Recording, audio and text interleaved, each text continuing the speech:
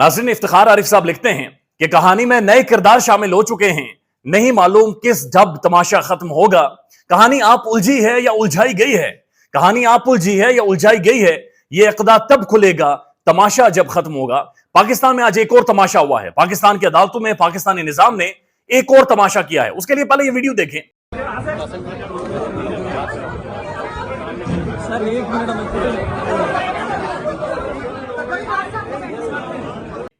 ये वीडियो में जो आपको शख्स हशाश बशाश नजर आ रहा है, मुस्कुराते हुए नजर आ रहा है और सबको हाथ लहराते हुए नजर आ रहा है, ये पाकिस्तान के अंदर प्रोक्लेम्ड ऑफेंडर है। ये एलानिया मुजरिम है। ये पाकिस्तान के अंदर से भागे हुए, पाकिस्तान की अदालतों से, पाकिस्तानी रियासत से झूठ बोलकर 50 रुपए की स्टाम्प पेपर पर पाकिस्तान की अदालतों में खड़े होकर झूठ बोलकर इस मुल्क से बाहर चले गए थे। लेकिन आज यही शख्स अदालतों के अंदर खड़े होकर हाथ लहरा रहे और मुस्कुरा रहे हैं। ये दूसरी वीडियो देखें और ये देखें कि ये वही अदालतें हैं जहां पर तोशा खाना केस में, जो कि एक गाड़ी ले ही नहीं सकते थे, गैर कानूनी तौर पर गाड़ी लेकर इन्होंने अपने पास रखी, लेकिन जिस तरीके से ये दाखिल हो रहे हैं, इनकी गाड़ी के ऊपर फूल बरसाए जा रहे हैं, गाड़ी को रास्ता दिया जा रहा है कि अदालत के जुडिशियल कॉम्प्लेक्स के बिल्कुल अंदर जाए गाड़ी।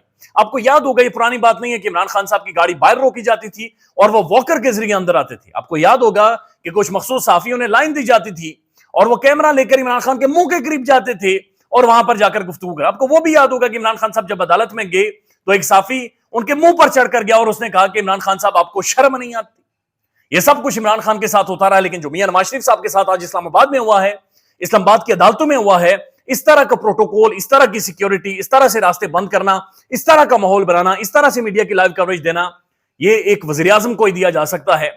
ये एक वजीर आजम जिसके बारे में सिस्टम निजाम पहले से फैसला कर चुका हो कि हमने वजीर आजम बनाना है। तो इसका मतलब यह है कि पाकिस्तान के अंदर शायद ये महसूस हो रहा है, ऑप्टिक्स क्रिएट हो रहे हैं कि फैसला कर लिया गया है कि वजीर आजम कौन होगा।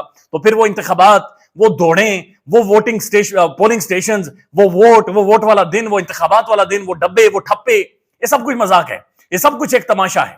ये सब इस मुल्क के अंदर एक तमाशा, एक जमहूरी तमाशा इस मुल्क के अंदर बकायदा से लगाया जाता है। हफीजुल्लाह नियाज़ी इमरान खान साहब के सख्त नाकिद हैं, सख्त नाकिद इमरान खान के खिलाफ है। कभी भी इन्होंने टेलीविजन पर बैठकर इमरान खान के हवाले से एक भी ठीक बात नहीं, एक भी उनके हवाले से यानी उनके साथ खड़े होने वाली बातचीत नहीं की। वो क्या उनकी स्टेटमेंट इस वक्त वायरल है। वो क्या कहते हैं? वो कहते हैं पीटीआई के टिकट पर कागजात नामजदगी जमा नहीं होंगे, उन्हें अपनी जान अजीज है।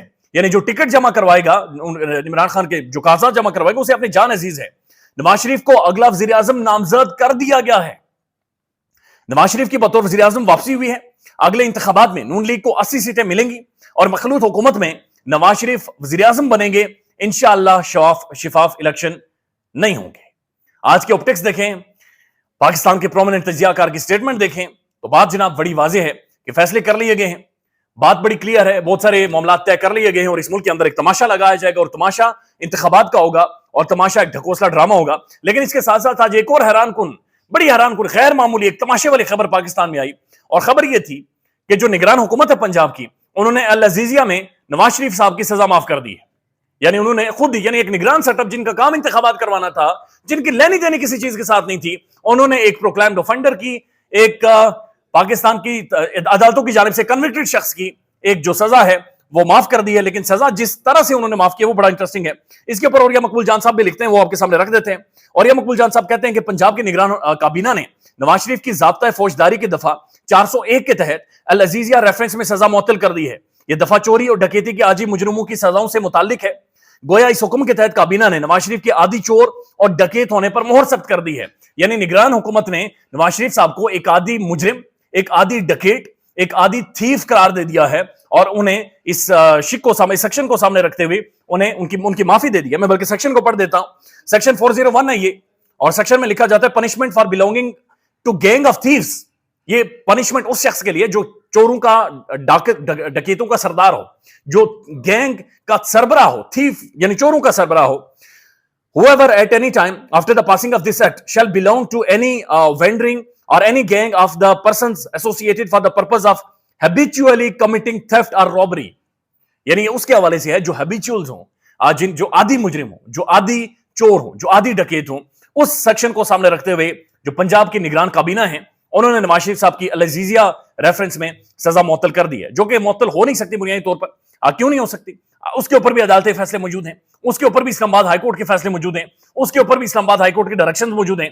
लेकिन क्या इस्लामाबाद हाईकोर्ट इसके ऊपर काम कर सकेगी? अपने फैसलों के ऊपर अमल दरामद करवा सकेगी? क्या पाकिस्तान की अदालतों के अंदर इतना तपड़ है विद ड्यू रेस्पेक्ट, कि अपने फैसलों के ऊपर अमल दरामद करवा सकें, यानी इसके ऊपर कंटेम्प्ट ऑफ कोर्ट लग सकती है। लेकिन एक बात बड़ी क्लियर है, एक बात बड़ी हकीकत पर मबनी है इस वक्त, कि अगर इस वक्त आपके खिलाफ कोई भी कानूनी कार्रवाई पाकिस्तान की, गैर कानूनी कार्रवाई पाकिस्तान में कर ली जाए, तो अदालतें आपको इंसाफ नहीं दे सकती। अदालतें आपको रहमो करम पर छोड़ देती हैं जो आपके खिलाफ इलीगल एक्टिविटीज करते हैं।